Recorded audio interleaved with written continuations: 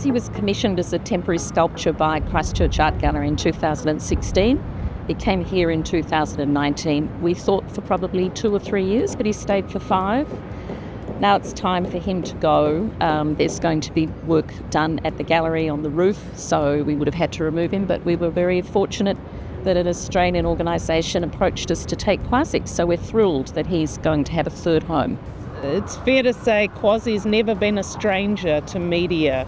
Even in Christchurch, he was a sensation and, in international media as, a topical, hated public sculpture, but also beloved, and the reactions have been just as varied here over the years. Well, we saw him last night, but I don't think my husband noticed him, but I think he's rather fun, and I think it's clever to put a hand with a face on, and he's looking quite cheerful, so I expect you'll miss him on your skyline. Quasi's always been an interesting feature in Civic Square, and it'll be one of the talking points that will disappear, unfortunately, but there it is.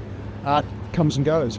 One day not so long ago, maybe a year ago, if that, I was walking across the square, a forlorn wet day, and a little boy and his mum were ahead of me, and the little boy turned back across the empty square, looked up and went, by hand, and waved at Quasi. Some people are putting on Instagram, my best friend is leaving Wellington.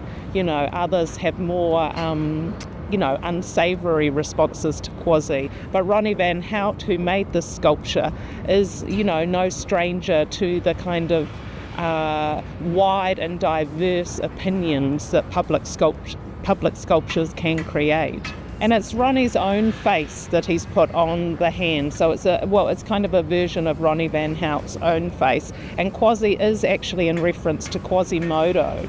So, I think Ronnie had this line about how Quasi is both, the persecuted freak and, the torch-wielding masses, in reference to the figure of Quasimodo. The tragic hero. Yeah, the tragic hero. And perhaps that's quite apt too, because Quasi's seen a lot of activity in the square, a lot of protests, a lot of graduations. I think the university were talking about how they would miss him presiding over their graduations. But he will live on in people's social media.